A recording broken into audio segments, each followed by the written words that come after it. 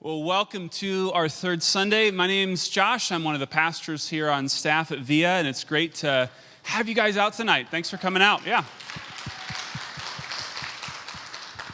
I'm really excited for tonight's topic. Our third Sunday format is this is what we do every third Sunday of the month, well, most third Sundays of the month. We gather together to discuss a topic in light of the biblical story.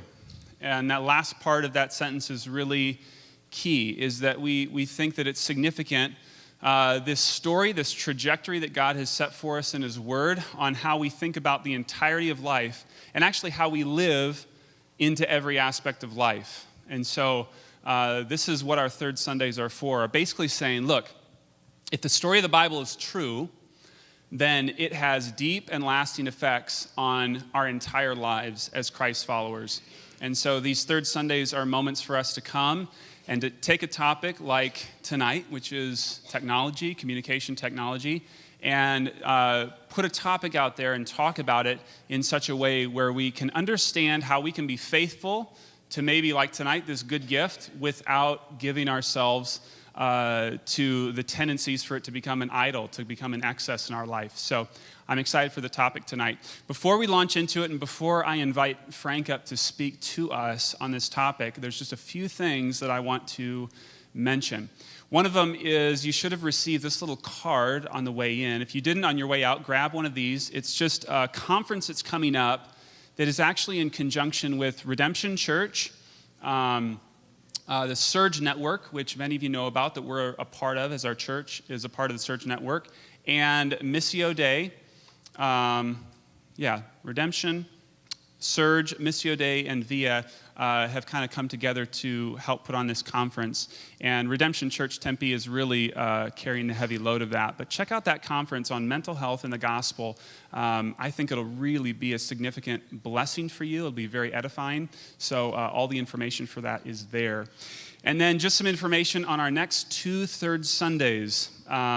You should have received a promo that looks a little like this. Next month, we are going to come together to talk on the topic of justice, and particularly law enforcement and justice.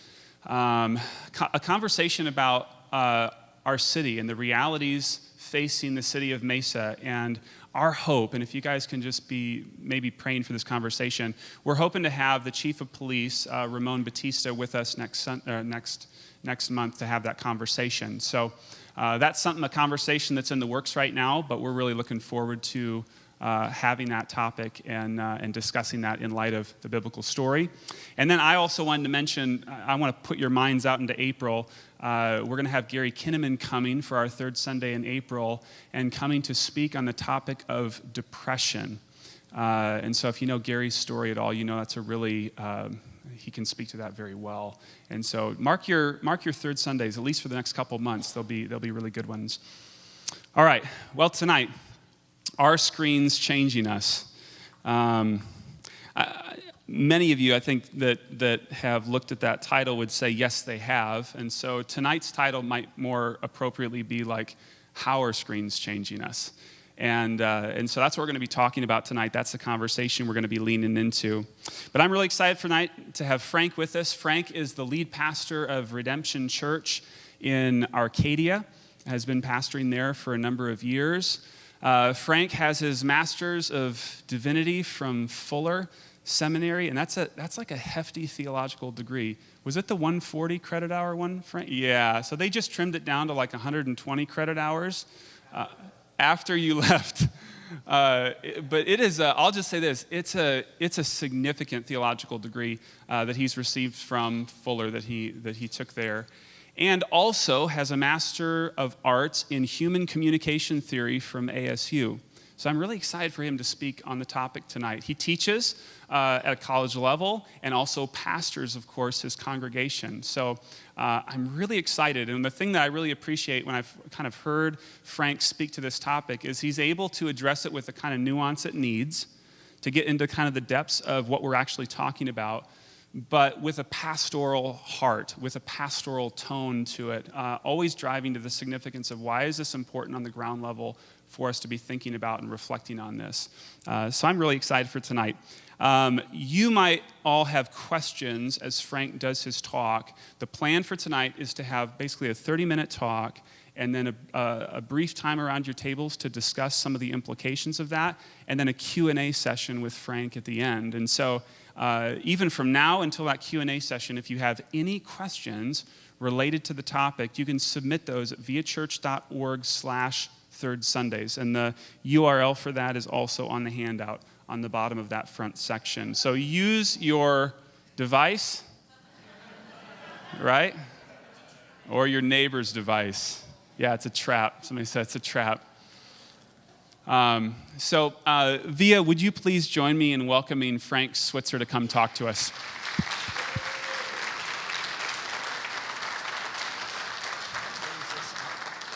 Can I raise this up? Absolutely. Yep. I'm going to stand. Yep. You just squeeze and up and down. Oh, that's easy. I figured that out.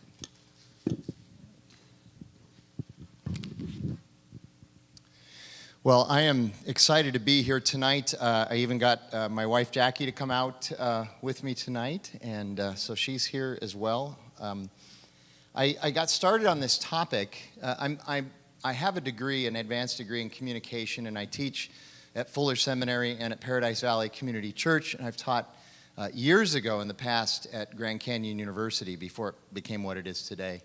And I had nothing to do with that, by the way. And how I got started on this topic was last year. I had one of the professors of business at GCU asked me to come in and talk about what social media was doing to individuals and businesses, both on a positive side and a negative side, and to approach it from both a communication perspective and a theological perspective. And the reason he asked me was because I have these degrees in both of these areas.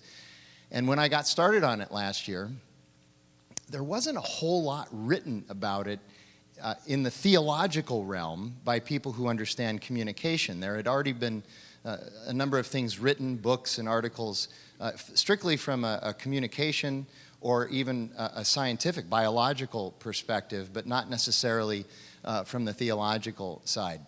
Since that time, though, I would even say in the last 6 months, this area has absolutely exploded. You can find this stuff just about anywhere. So that's kind of how I got my start. Josh apparently heard a podcast that I did for Surge a few months ago and asked me to come out and do this tonight. So I'm just going to give a presentation, and then we'll have our time to talk around the tables, and then we'll do some Q&A. 60 years ago, the philosopher and theologian Jacques Ellul wrote this: "No social, human, or spiritual fact is so important as the fact of technology in the modern world." This is 60 years ago. And then he writes, "And yet no subject is so little understood." No social, human, or spiritual fact is so important as the fact of technology in the modern world, and yet no subject is so little understood. More recently, a researcher at Cornell University in the School of Psychology, David Pizarro, he has a PhD in clinical psychology and is a researcher, he said it this way: "Technology projects the myth of control over our mortality." Technology projects the myth of control over our mortality. So what I'm going to do tonight is, this is a 30-minute flyover of this subject. I'm in the process of trying to develop this for an entire semester to teach, so there's a lot of material now.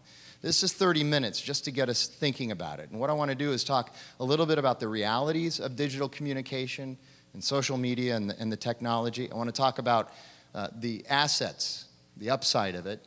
And I want to talk about the liabilities, which we don't seem to think too much about. And I want to try to expose some of those just so that we're aware of them. And then I want to talk about what God might have to say about all of this. So here are some of these realities. Now, I have what I think is an older but more helpful perspective. I'm 58 years old.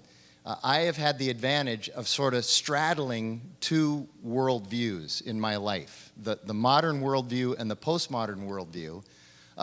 The worldview that was before all of this advanced technology, what we would call automation. We were into mechanization when I was born, but not automation. Now it's automation. But now we've walked into the world of automation. And I've had the advantage of straddling both of those. So I've lived in both of those. I grew up in an age of rotary phones, newspapers.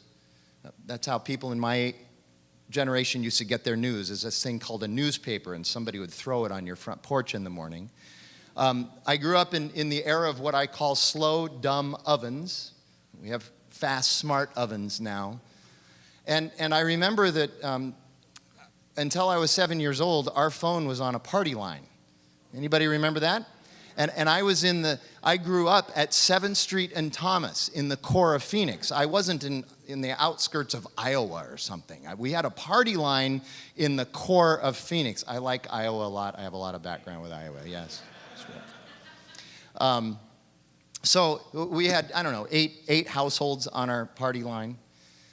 Interesting, when I was 8 years old, I had more than 150 phone numbers memorized. Any of you remember those days when you could do that? I was my own smartphone contact list, right up here.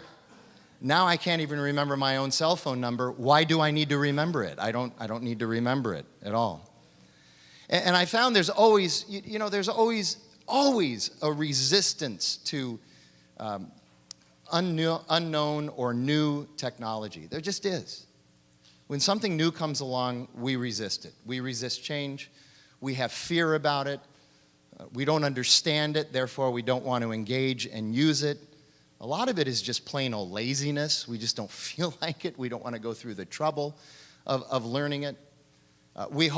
Very often we hope it's just a fad, so we don't have to worry about it. Tom Schrader, many of you know who he is. He's one of the founding pastors of Redemption Church. I've known him for almost 30 years. Very good friend of mine, a mentor of mine. He recalls in the 70s walking around telling people, don't worry about that computer thing, it's just a fad. You don't have to worry about it. Don't have to learn it, it's just a fad. Today, he will tell you, and the jury is still out. We may decide we don't like him at some point. So he's saying he's still holding out that it's just a fad, okay? But when it comes to digital communication and social media and all the ancillary products to that, why has this become so important? Why have most of us have really pretty much jumped in with both feet on this thing? Why is that? And I think you can find the answer in the creation story. It's Genesis 1:26 and 27, where God said, "Let us make man, humankind, in our image and our likeness." Now, for centuries, it has been debated, literally for centuries, by the greatest minds in theology and the greatest scholars in the Bible. What does it mean that we are made in the image of God? Does it mean something physical? Does it mean something rational? Does it mean something emotional? And there have been books and treatises and papers written about that. I think the answer is right in the text there. Let us make man in our image and after our likeness. God lives in relationship, Father, Son, and Holy Spirit. He lives in a community.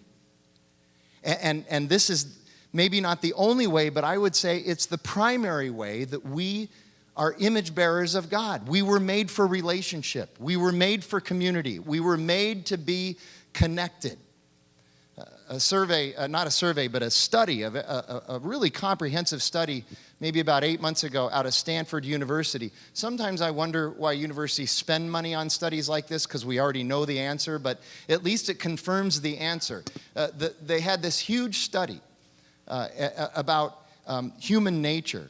And here's the primary thing that they found. Humans are relational, community, self-arranging beings. That's what we are. We are relational, community, self-arranging beings. We will always arrange ourselves into communities no matter what the context is. You put a group of leaders in a room together. You put a group of CEOs in a room together, and they'll arrange themselves into a community and into a pecking order, even though they're all leaders. It doesn't matter. That's just the way we are. A study out of Great Britain confirmed this more recently as well. We are made in the image of God. And so the digital communication, the social media, all of those things, we think helps with this. We're more connected than we've ever been before. But while very helpful, John Medina, who is a developmental molecular biologist at the University of Washington Medical School, that took me 15 minutes to say that, so I get another 15 minutes, all right? He writes this, that a full diet of digital communication and social media is impoverished communication. If that's all we're doing, it is an impoverished way to approach our communication. So here are some of the assets. Asset number one, connection, clearly. I think there's a great advantage now that grandma or grandpa doesn't have to get on a plane every time there's a significant family event happening somewhere else. I don't get a lot of amens, but that was kind of a surprising one. That's a cool one. All right. So, you know, you can participate still without going through the expense, the trouble, and the inconvenience of having to get on a plane when it becomes very difficult to do so. The connection is really helpful and wonderful. Our youngest daughter got married 2 summers ago. Sorry, I almost lost my balance there. I got married 2 summers ago. It was here you go. It was a destination wedding to Northeast Iowa. I don't know that you should ever use those words in the same sentence, but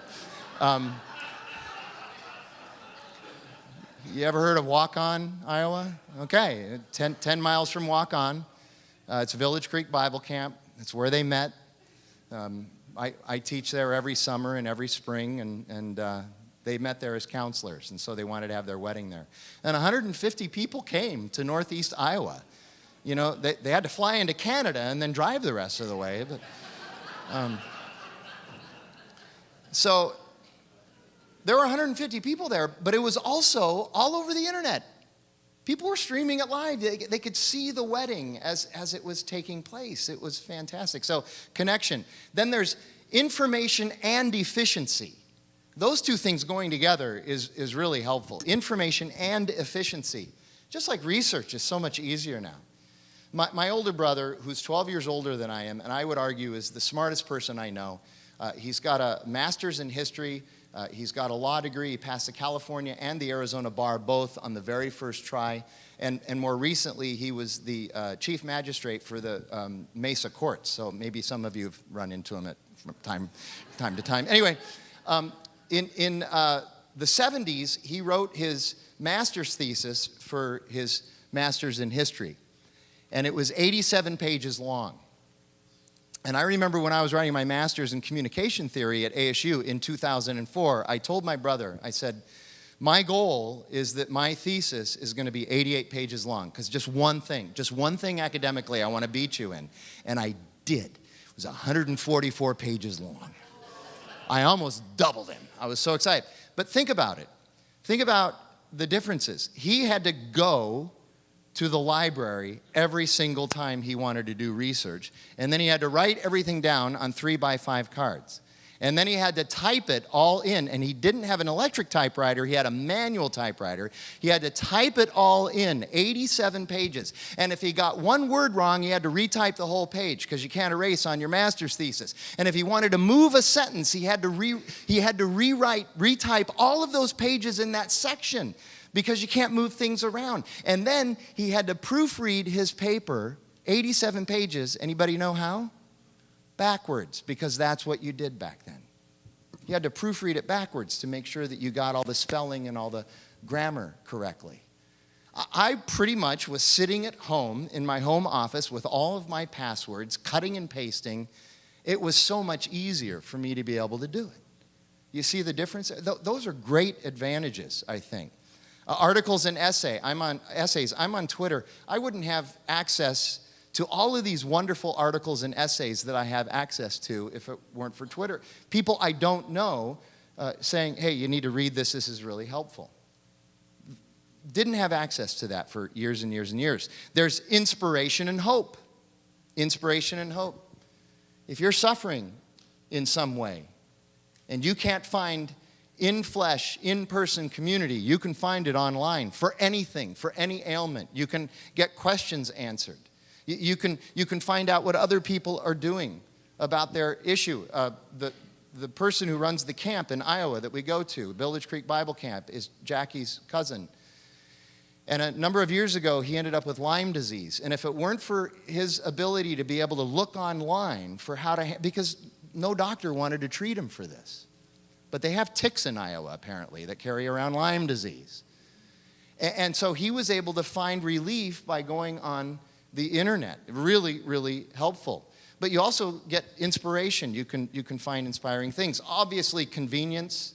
I mean, shopping. I mean, our garage is now a warehouse for Amazon. It's pretty cool. And then here's one other thing. You know, 30 years ago, if I wanted to find somebody from my past, it was virtually impossible. It was a project that you had to undertake over the course of weeks, even months. Maybe you hired a private investigator. Now, a couple of clicks and you can find anybody pretty much you want from your past. Now, the liabilities. Anybody from your past can find you. So that's liability number one, okay? Here you go. Marital infidelity has been turbocharged by Facebook and Tinder, but primarily Facebook. You can be a stud now. Just swipe right. You're a stud. That's it.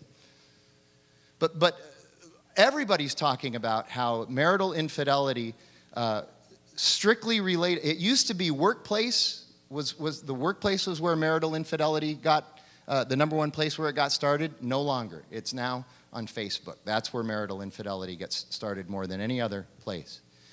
John Medina, again, the developmental molecular biologist, in an essay titled Being There, he says that when you are with somebody in person, there is more than just an exchange of encoded communication, language and nonverbal signals, but there is also an exchange of chemistry and physiology that's happening at a subconscious, subliminal level that it is registering in your brain, and it's giving you intuition, it's giving you cues that you might not realize.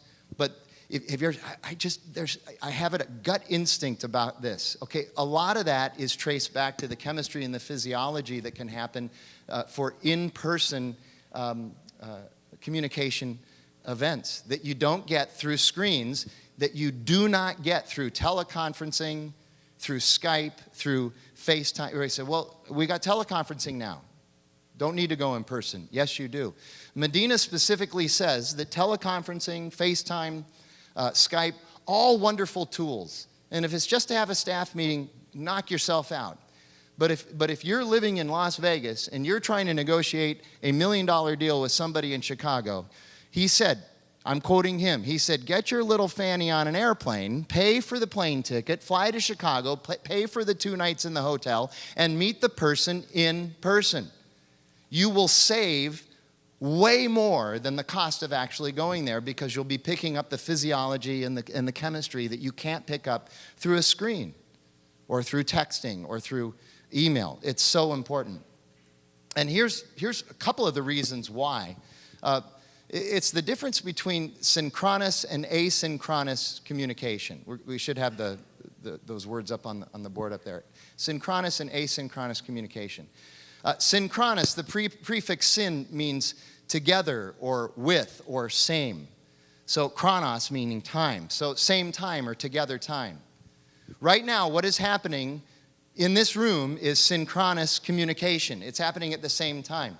You're going to have, if we were talking one-to-one, you would have the opportunity in the midst of our conversation to ask clarifying questions, to paraphrase things back to me, to get clarity, to have that exchange of physiology, to see every one of my nonverbal cues. And here's the thing. Here's the other thing about the video conferencing and the FaceTime.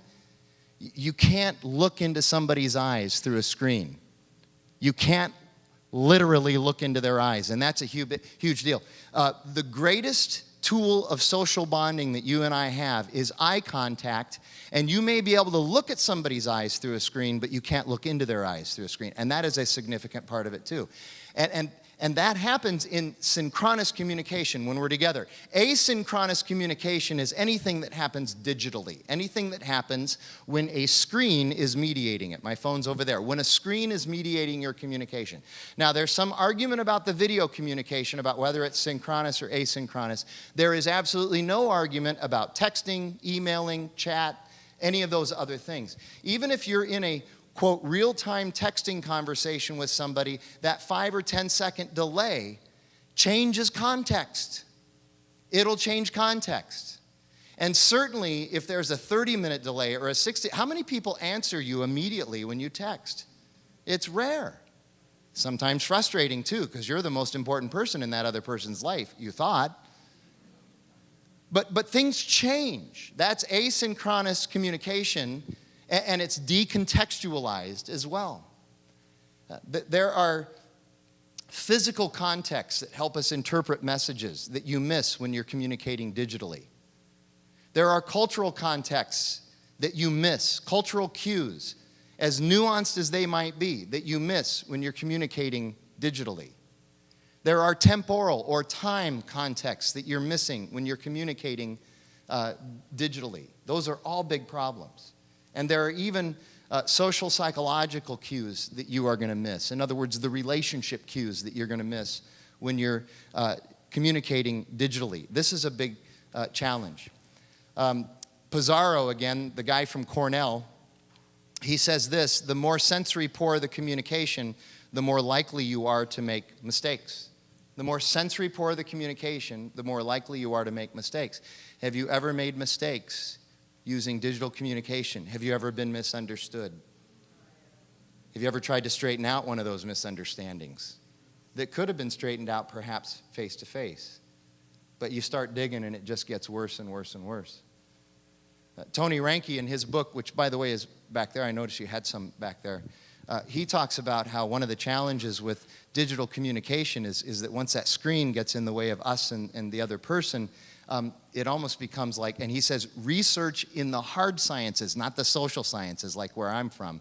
The hard sciences say that this is true. We act like we're talking to ourselves. Even though we're communicating with someone else, we begin to say things like we're talking to ourselves. Now, how many of you talk to yourself? Every one of you, right? All of us do. How many of you say things to yourself that you would never say to anybody else? But we do, right? We do when we suddenly have a screen in front of us. Furthermore, there's this. Tristan Harris, who is a design ethicist in the book Irresistible, says this: listen to this, there are thousands of people on the other side of your screen whose job it is to break down any semblance of self-regulation you might have. There are thousands of people on the other side of your screen looking at your information, capturing your information, and their job is to break you down. Any semblance of self-control that you might have, their job is to get you to break down so that they can control you and get you to do what they want you to do. Here you go. Addictions have grown exponentially because of digital communication. Here's a former vice president for Facebook, Chamath Palihapitiya. He admits that he feels tremendous guilt about Facebook. He writes this. This is a guy who used to work at Facebook. I think we have created tools that are ripping apart the social fabric of how society works. The short-term dopamine feedback loops we've created, including the hearts, likes, and thumbs up of various social media channels, are destroying society. There's no civil discourse, no cooperation, only misinformation and mistruth. So one of the reasons that digital communication and social media are so attractive is because of the hits, the jolts, the pings of dopamine. You know, dopamine is that chemical in our brain that is the main chemical of what's called our pleasure center. So when you drink or you smoke or you abuse drugs, when you do any of those other things, watch pornography, it's dopamine. It's a dopamine release. This is a legitimate chemical addiction that is happening to us. 2016, Google research. I found this in Seth Davidovitz's book, Everybody Lies. Anybody read that book or seen that book? Fascinating book. Just came out a few months ago. Quotes, 2016, Google did this massive research project top 10 addictions in the United States in 2016, Facebook and Instagram were 2 of the 10. Facebook and Instagram were an addiction. It's not that somebody's obsessed with it or just likes to use it. They are addicted to the dopamine feedback. Just this week, the Facebook head of communication and public policy, Elliot Schrage, said this: "We have overinvested in building new experiences and underinvested in preventing abuses." These are admissions from people that earn their living doing this. Okay? Then, of course, there's all the ragers and the flame wars. Guy Benson, social media's #1 export is outrage. Former Gawker journalist Sam Biddle wrote this amazing essay right before Gawker went out of business. Really interesting about his relationship with a woman named Justine Sacco and how he was able to destroy her career through social media. He didn't even know her, and he destroyed her career through social media. And he writes this: "Jokes are complicated, context is hard, but rage is easy and it creates traffic." Jerry Seinfeld, the great theologian, he says this: "Social media has made the world a more annoying place, and I did not think that was possible." There's this thing called the disinhibition effect. The disinhibition effect, research has been done now the last 15 years on this, and it's only getting worse. What is inhibition? It's a filter that we have. It's our way of monitoring ourselves to make sure we don't say things that we think, but we shouldn't say. We have these inhibitions, these filters, when we're in person with people. The minute a screen begins to mediate our communication, a phone, a tablet, a laptop, the minute a screen begins to mediate our communication, we have the disinhibition effect. Our inhibitions drop. Again, Ranke says this: you just feel like you're talking to yourself. It's a disembodied experience. You don't even think about the persona of anybody who's on the other end, even if it's a good friend. We end up saying things that we regret through digital communication. Why do we do this then? I'll tell you why. It's really pretty simple. It's our obsessive need for adoration and affirmation. It's what it is. It's how we can get noticed again. The problem is that with adoration comes scrutiny. Have you noticed that? So much for privacy. Every person is now a public figure. Do you understand that? Every person is now a public figure. We can find out where you're living, what you're doing. There are trolls now on social media that follow people on their daily routine and start meeting up with them when they know that they're going to be at Starbucks at a particular time in the morning. This is some challenging stuff. And then here you go. And then they scream about their privacy, and I always want to ask, exactly what is it about the World Wide Web that you don't seem to understand? You're the one that's putting this stuff out there. You can't expect to have your privacy respected when you do that. Bill Maher says this: "We now live in a world where the only privacy we have inside our head is inside our head, and even that is being assaulted." That might be the first time that Bill Maher has ever been quoted in a church, by the way. Neil Brennan says this: "Many of us have worried for years about Big Brother watching us. Well, Big Brother is no longer the problem. Now we all have millions of little brothers and sisters keeping an eye on us." There's a really dark, really crude television show. It's not a television show. It's a series that you can get on Netflix called Black Mirror. I won't ask if anybody's watched it. We're at church. None of you would admit it. But secretly, I know some of you have watched it. I don't watch it for entertainment. I watch it for its prophetic voice, believe it or not. It's so crude. It's disturbing at times. But it has a prophetic voice. It's kind of the Twilight Zone of the 21st century. Some of you remember that show. In season 3, episode 1, the whole story was about how we all become, through our phones, we all become our own personal Yelp accounts. And every single encounter we have, even if we walk by a stranger in a park and say hello to them, they give us 1 to 5 stars. And then your rating Your Yelp rating then becomes the key to where you get to live, what line you get into at the motor vehicle department, whether or not you can use the express lane in the grocery store, how much you're paying for rent, what parties you get invited to. Yeah, we laugh. Oh, that'll never happen. Well, never can tell. One last item here. I know I've kind of dwelled on the negatives. Tom Friedman, in his latest book, Thank You for Being Late, which is a book that is mostly favorable about digital communication, he says this. Humans have always used new technologies for years, sometimes decades, before knowing the full deleterious effects and consequences of those technologies. We are now, just now, beginning to discover those consequences for digital communication, and we've been using it for 20 years now. One of the challenges that we have is the fact that we live in what's called a receiver-oriented communication culture. What that means is, and not every culture is like this, but the United States is most certainly a receiver-oriented communication culture. What that means is, once you as a communicator have encoded a message that you're going to say or broadcast to somebody, let's just say it's even interpersonally. I'm going to say something to my wife, Jackie. Once that message has left me, doesn't matter what my intention was, doesn't matter how I believe it should be interpreted or what meaning should be applied to that message, it doesn't matter anymore. As the sender of the communication, I have lost control of the meaning and the interpretation of that message. In our culture, we value the receiver's interpretation and meaning over and above the sender's. And if you don't understand that, you're going to get yourself in trouble using digital communication.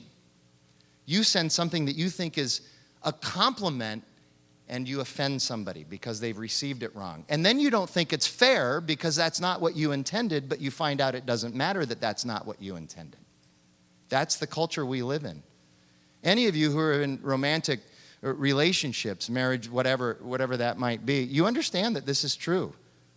Receiver rules. The receiver rules. And so you have to be really careful. And that has only been exacerbated through the digital communication. So here's the question. What does God think of digital communication? What does he think of all this stuff? Surely he can't stand it. Surely he's got a problem with it. All these sinners out there on digital communication, the internet, social media. Here you go. God is primarily interested in faith and character in every context, knowing full well that contexts change. God has never changed. Human nature has never changed. So whatever the context is, which is constantly changing, he's interested in faith and character.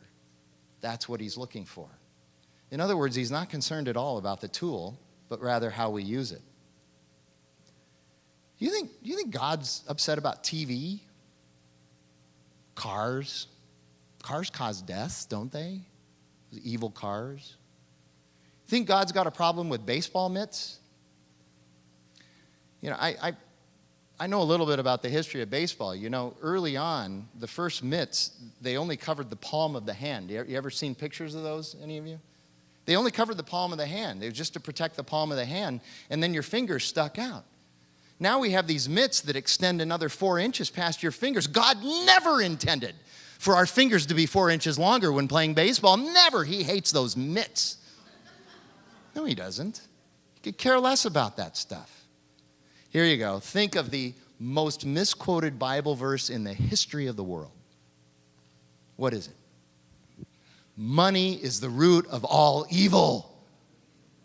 Christians quote it that way. Non-Christians do too. But Christians, people who know better, people who have read the letter of 1 Timothy, money is the source, the root of all evil. No, it's not. It's not what it says.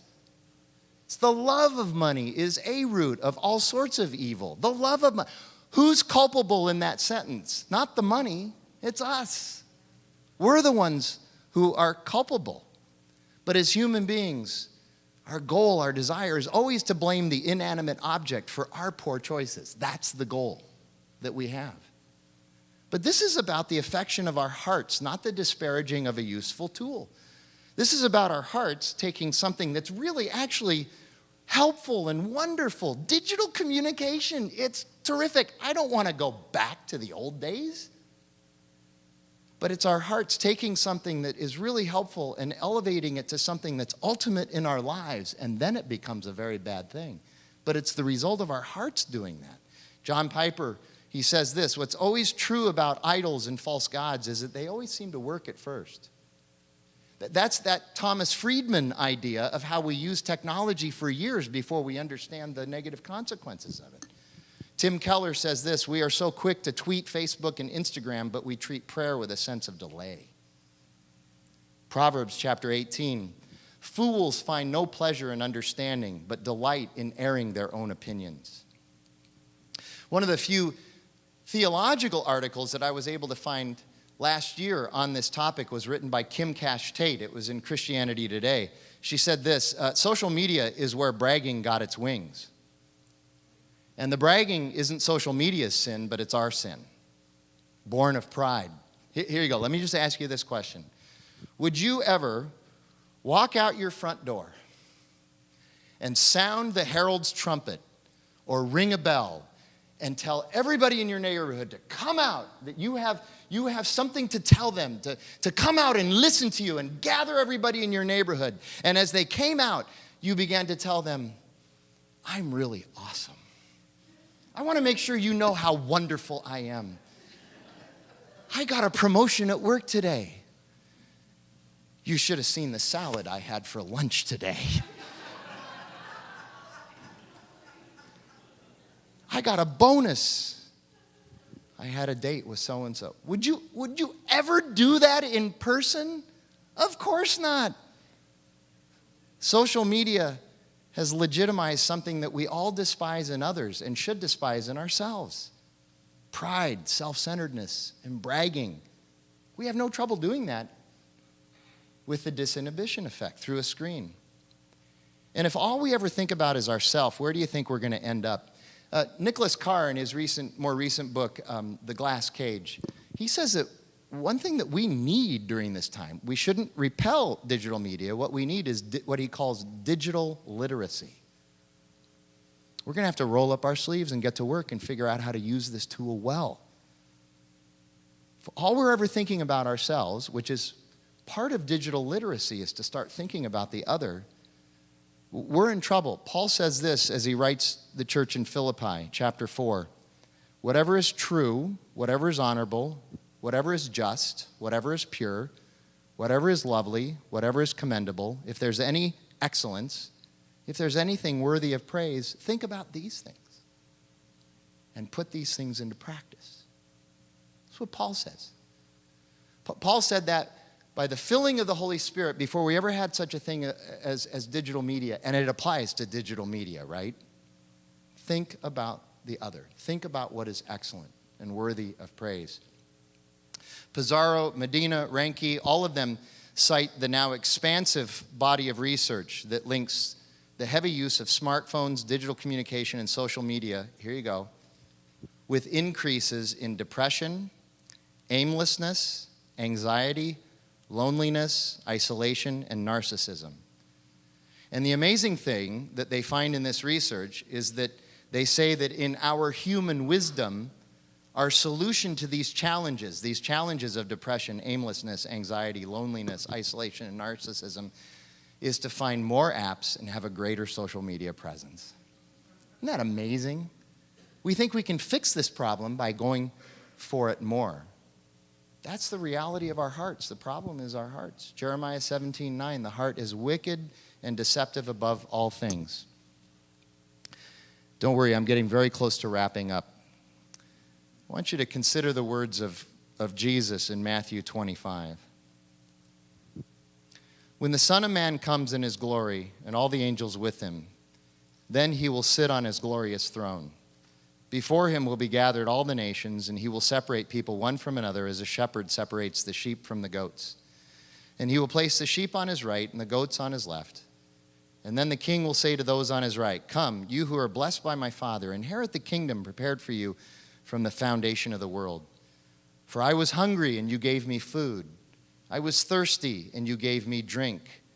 I was a stranger, and you welcomed me. I was naked, and you clothed me. I was sick, and you visited me. I was in prison, and you came to me. Then the righteous will answer him, saying, Lord, when did we see you hungry and feed you, or thirsty and give you drink? And when did we see you a stranger and welcome you, or naked and clothe you? And when did we see you sick or in prison and visit you? And the king will answer them, truly I say to you, as you did it to one of the least of these, my brothers and sisters, you did it to me. That's where our hearts need to be. Jesus says the greatest commandment is to love God with all your heart, mind, soul, and strength, and to love others as you love yourself. That doesn't mean you got to figure out how to love yourself first. That's not what that verse says, by the way. It means you got to love God and love others. That's what it's saying. The idea is to get the focus off of ourself. Reed Schuchart, who is a professor of communication at Wheaton, writes this: the church's true calling in a technological society is to do the slow, difficult work of embodying God's love one soul at a time. Embodied love is profoundly inconvenient, painful, and even excruciating, but the opposite of love is not hatred, it is efficiency. That's really challenging for us, though. Again, in Ranke's book back there, he says that our natural tendency is to shrink away from the awkwardness and messiness of gospel-centered relationships and do community and church online. It's just easier online, or do it in silos. But he says that's unhealthy and not what a body truly looks like or how it functions. We need the messiness and the awkwardness of the body. That's how it was intended to be. There's no way that anyone could make the argument that Jesus' vision for the body is that we're not in physical proximity with each other. I call it flesh on flesh. Metaphorically, not necessarily literally, but flesh on flesh. Isolation is not a body, and we are a body. 2 John Verse 12 says this: though I have much to write to you, I would rather not use paper and ink. Instead, I hope to come to you and talk to you face to face so that our joy may be made complete. So let's talk face to face so that our joy may be made complete.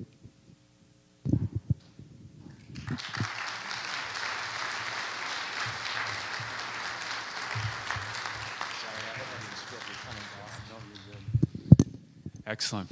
Well, we're gonna transition into a time of Q&A with Frank. But as we transition the stage, I want to invite you around your tables to discuss this. It's on the very bottom of the little guide that you received. Communication habits. Take a few moments around your tables to discuss your communication habits, your good ones, your bad ones. What is one thing that you would like to work on in light of this conversation? So maybe as Frank was speaking, there were some things that were coming to mind, and you might want to use this time as a moment to, in a flesh-on-flesh way, sort of confessionally declare that to your table, around your tables during this time that we have together. So we'll take about 5 minutes to do that, and during that time, you can also submit questions as well. So as a table, if you guys have a question you'd like to submit, go to the URL at the bottom of the page, and submit those questions there.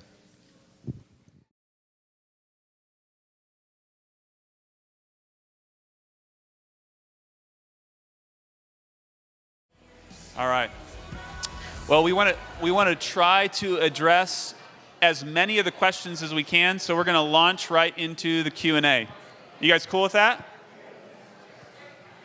Most everybody's cool with that? You guys cool with that? Oh my gosh. All right. I'm a little nervous about the people in the back of the room. Actually, say hello. There are 4 students from COM 100 at Paradise Valley Community College who made the drive all the way out here. And one uncle who got drug out here by one of my students. And they're excited because I asked them to come and they get to write a critique on me. So the shoe's on the other foot here. And they get credit for it. So, yeah. That's good. Yeah, they're going to submit it online. It'll be a blog post on rateyourprofessor.com. Yes. All right. All right. Quite a few questions coming in. The first one I want to address is this, kind of in light of everything that you mentioned in the talk, what does balance look like with regard to technology, and what might be some signs that someone is out of balance in this regard? Well, I think, first of all, the question of balance is you have to consider, first of all, the context and the maturity of the person using the device. So here's what I'm saying. There's no way to say, here's where you're balanced and here's where you're not. But there are some signs that you're out of balance. Number one, the minute you wake up, and I know most of you are like, well, my alarm is on my phone. Okay, the minute you wake up, are you looking at your phone? Now, in a sense, part of the reason we do that is because, again, God made us in His image, and we want to be connected, and that's part of being made in His image, to be connected and be in relationship.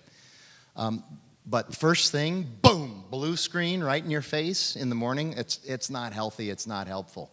You can wait an hour to find out what somebody had for lunch or what happened across the world. You can wait a little bit to be able to find out about that. That's an indication that you're out of balance. It's also an indication that you're out of balance if you're trying to look at your phone or your device while you're trying to do something else, like watching TV, having a conversation. One of the biggest problems is how many people, you feel like you kind of lost somebody in a face-to-face conversation when they start checking their phone, you know? So those are indications that we're out of balance. Again, I'm not advocating that we get rid of this stuff. I just think that there has to be some decorum. I've learned, first of all, my phone ringer is never on, not even on buzz. Too bad if somebody calls or texts and I don't get it right away. My priority is the people I'm with and the activity I'm currently engaged in. So, and then the other thing is just go ahead and turn it off sometimes. As a pastor, you probably know this. We need to have the discipline, certainly the Sabbath discipline, to be able to just turn off occasionally. Turn it off.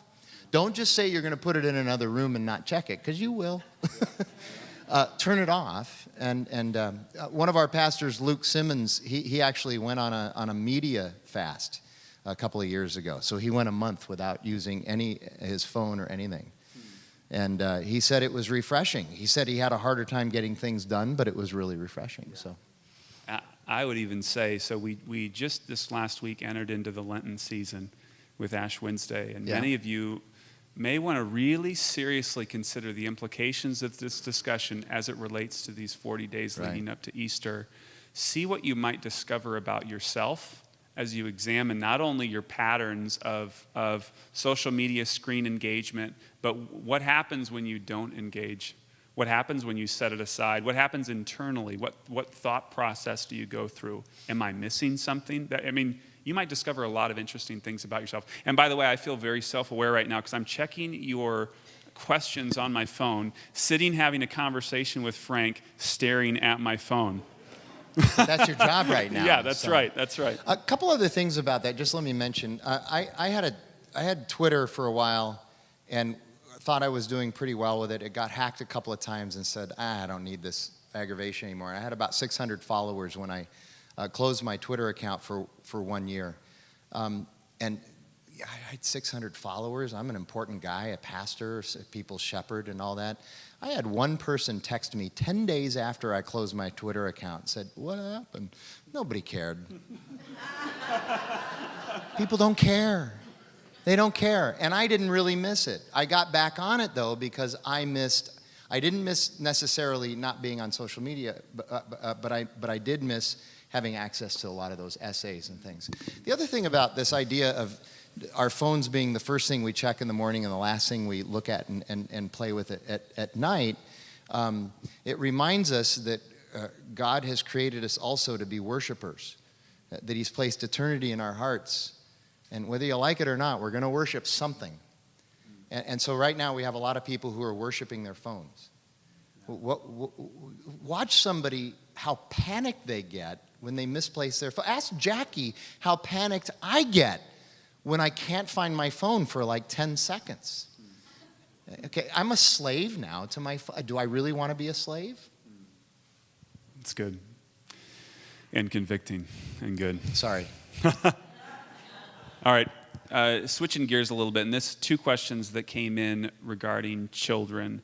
What do you think communication through screens is doing to younger children?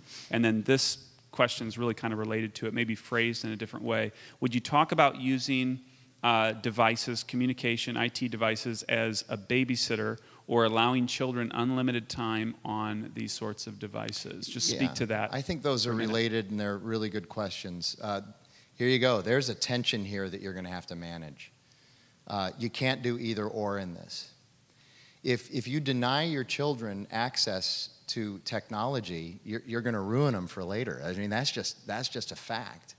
But also, children aren't mature enough to be able to self-regulate. And so you have to be the parent, and you have to be able to set up some boundaries, which, by the way, children always push back against boundaries, but they desperately want them. They'll tell you they don't want them, but they want them. And so you're the parent, you're not their friend, you're their parent, so you have to, or in the case here, grandparents, you have to set some boundaries. But it's not realistic to just deny them the opportunity to be able to have access to this stuff. Jackie and I felt we had a pretty good handle on it when our kids were younger. Our 2 daughters are 21 and 25 right now.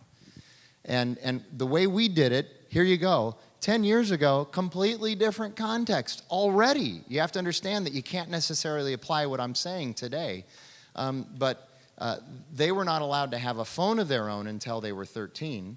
And we did not get them a smartphone, a phone with internet connection, an iPhone, until they graduated from college.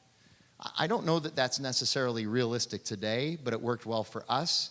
Both of them know how to use technology, are proficient with technology, way more proficient than I am.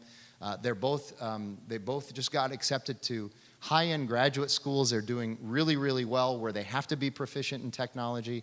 But they both seem to be able to operate with a great deal of self-control and awareness. So I think in that case, we were able to walk the tension pretty well, wouldn't you say, Jackie?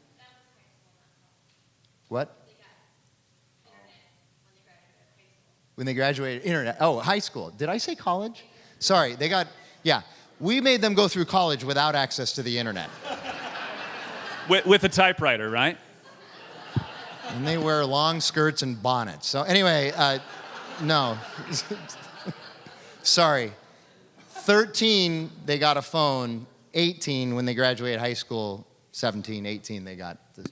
You knew what I meant, sorry. Thank you, though, for correcting me. Thanks for the clarification, though, Jackie. All right, question related to addiction. Oh, wait, I'm sorry. Yeah. We never talked about the babysitting aspect.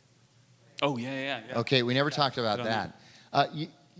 You know what we did when they were toddlers? It was Disney movies. Most kids don't do that very much anymore. They've got an iPad in front of them. We've got 3-year-olds in our church asking for their parents' phones. Phone, mommy, okay? Again, there's tension there because you can't necessarily deny them the access to it, but if you're using it as a way to babysit, if that's just your chief way of babysitting them, there are going to be some long-term deleterious effects of that. If that's all you're going to do is sit them down with a gadget, they're never going to learn how to have these messy and awkward interpersonal relationships. Their social skills will never be developed, let alone deteriorate. They just simply won't develop. And so we need to actually work harder. We have all these helicopter parents now. We actually have to work harder at getting our kids into social experiences, genuine social experiences. So, sorry to cut you off, but I wanted to say that. No. Addiction. What could someone do if they are addicted to technology such as Facebook, social media, video games to find help? Right. So the challenge here is that the dopamine is actually creating a neural pathway or neural pathways in your brain. It's the same thing happens with pornography. Pornography addiction is actually a chemical addiction. You're not addicted to the images, you're addicted to what the images are doing to your brain. And it's like many other drugs in that that very first jolt you get from pornography is really exciting, and then you spend the rest of your life trying to find trying to replicate that first jolt, and that's why you end up going into more and more base type things in pornography. The same thing is true with the social media hits. You're willing to do more and more things on social media that are outrageous in order to get the hits, the dopamine hit. And what it's happening is it's creating neural pathways in your brain, and these pathways, these grooves, start to call out for the dopamine. Literally, you need a fix. It's just like, it's a drug. You need a fix. And so you have to, it's not a matter of stopping the behavior. You can't just stop the behavior because those pathways are still there demanding the dopamine. You actually have to go and create new neural pathways. So if you notice in the New Testament, especially when Paul is writing, the Apostle Paul, he's not just giving you a list of don'ts. He's not saying don't lie. He says don't lie, but tell the truth. He doesn't say don't steal. He says don't steal, but instead work for your living. He's always giving you that other thing that you have to do. And so, again, Paul in Philippians 4, whatever's true, whatever's right, whatever's just, whatever's worthy, whatever's excellent, whatever's worthy of praise. This is before the science of psychology and psychiatry, and yet the Holy Spirit fills him up to talk about how to change your neural pathways. It's neuroplasticity. You can actually change it, but it's going to take a lot of time, a lot of energy, a lot of effort, and really, I think the power comes in the gospel, and that's where you can access the power. Just putting on your big boy pants, that'll work for a while, but ultimately the power has to come from somewhere other than yourself. So you can change it, but you're going to have to, it's not just stopping, you have to actually start other activities. I'm a negative self-talker. I was diagnosed with that by my counselor. Some of you are like, oh, he's a pastor and he sees a counselor. Yeah! Gary Kimmon's going to come in here and talk about this, right? Yeah. You say that, and it's going to be terrific, by the way, and you need to hear what he has to say about that. But when Al Els told me, he said, you're a negative self-talker, and he, by the way, he diagnosed me with that in 20 minutes. The guy's a quick study. And I said, I don't know what that is, but it sounds right. And he explained it to me, and he said, it's not just a matter of you taking the negative thoughts out of your brain. I'd created neural pathways with those negative thoughts. I'm a glass half empty guy. I believe that every silver lining has a cloud, and I need to get out of that sort of, I didn't mix that up. I really mean it. I believe every silver lining has a cloud. And so he said, it's not just stopping the negative thoughts. You have to start thinking positive things. And he gave me some verses, and he gave me some things to set my mind on. And it's Philippians 4, 8, and 9. So. It's really good. I wanted to let all of you know one thing that we had discussed was even some of the quotes that were mentioned, and even maybe some further resources. Frank might get those to me, and we'll put those on the site so that you guys can have access to some of that. Because I know there's some of those quotes from tonight, very provocative, very thought-provoking, and we want to find a way to get those to you. But as we close, thank you guys so much for your questions. I want to end with this question. So you've talked about a little bit of maybe the produced nature of social media. So we'll talk about social media in particular and how we like to portray ourselves. And it's like we're producing and editing our own movie of life. This is how we want people to see us. Can you speak to the realities of church community as perhaps one of the last places of awkward social engagement and why that is so valuable? Why something that awkward social engagement, we might not see that as a positive, but can you just speak to why that is actually a very positive quality? Yeah.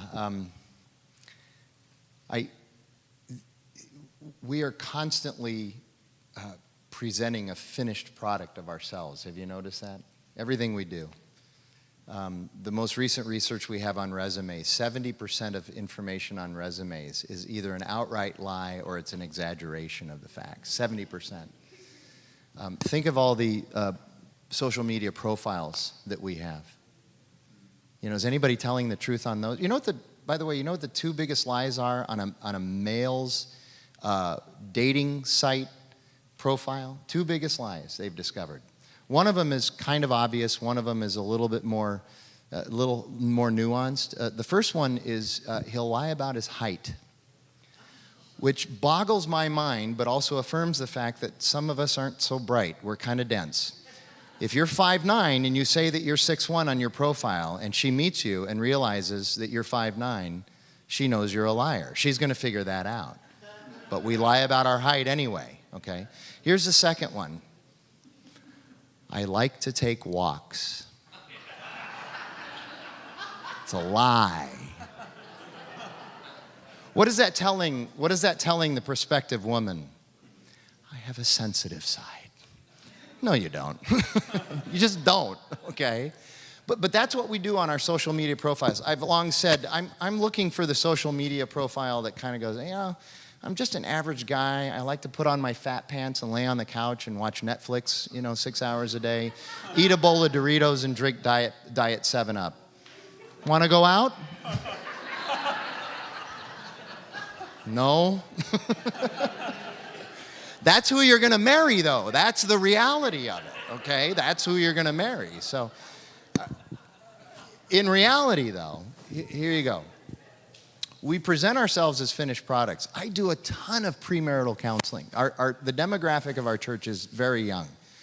So I do maybe 30 to 35 couples premarital every year, and I marry about 25. A lot of them are transplants, and they've met here, but they want to go somewhere else and get married by their pastor they grew up with in their hometown. But I do a lot of premarital counseling, and one of the big things that I'm trying to get across to them is you're not marrying a finished product, you're marrying a work in progress.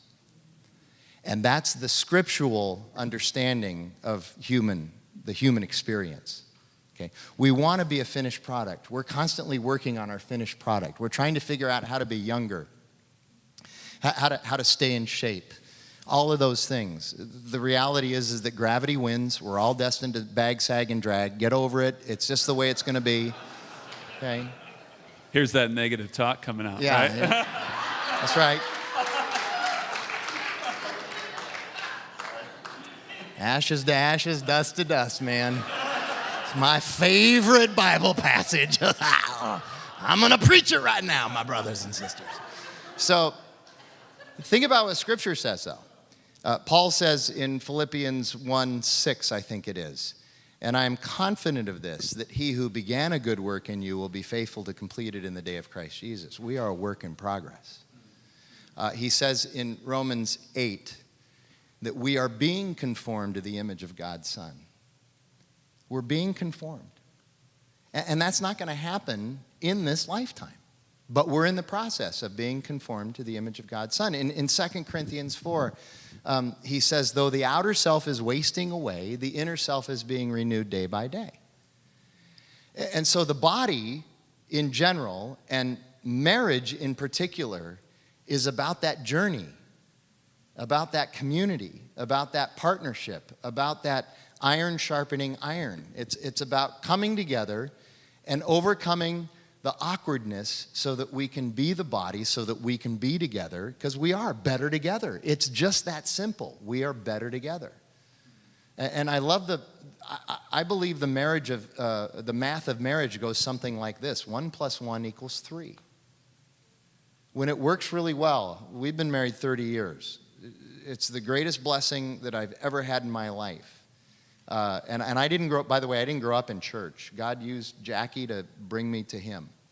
And it's been great. Has it been hard work? Yes. Do I wish that I knew then what I know now about marriage and parenting? Yes. But I look back on it now, and it's been terrific. And all the messiness and all the awkwardness. And we're not the same people as we were 30 and a half years ago when we got married. Outwardly, we looked pretty good. Both of us look in the mirror now and wonder how we could even find each other attractive, I mean, we do. I tell Jackie all this, how do you hang out, stay with me? And she says, well, look at me. How do you stay with me? I mean, we do that. And yet, the incredible level of secure, intimate love that we have with each other. And that can happen in the body as well. That can happen in community as well. That's the vision that God has for his body. We're diverse in our attitudes, in our passions, in our ministries, in our service, in our preferences, and in our likes. And most of the time what we want to do is we want to kind of project those on everybody else and homogenize the community and make everybody look like us. How boring would that be? But Paul says in 1 Corinthians 12, no, we're a body. And the ear can't say to the eye, I have no need of you. And the eye can't say to the elbow, I'm better than you and more important. We're all a part of something that's bigger, and we're better together. And so that's why it's important for us to get together and have the flesh-on-flesh experiences and experience that messiness and awkwardness. It teaches us a lot. It teaches us patience and perseverance and contentment. Those are not gifts of the Spirit. Those are things that Scripture tells us we have to learn. And we only learn that through experience. I'm rambling now. Fantastic. You better cut me off at some point. Frank, thank you so much Sure, for it's my coming out. pleasure. We appreciate Really you. enjoyed And Jackie, thank you as well.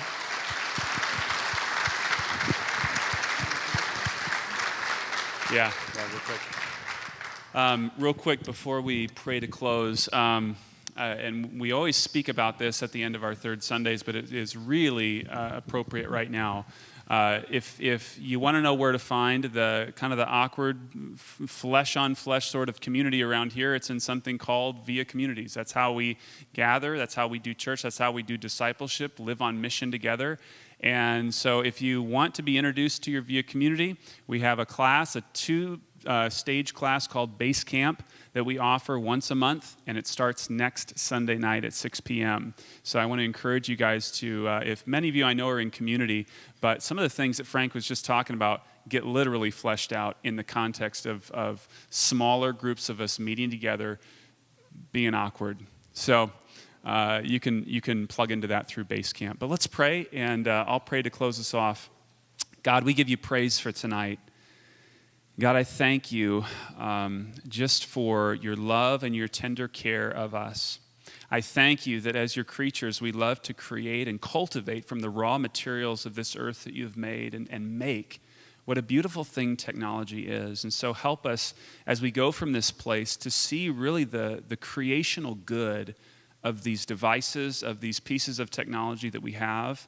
But God, help our minds to be wise and discerning when it comes to how we appropriate these to our lives, how we steward these good gifts that we would say you have given these to us.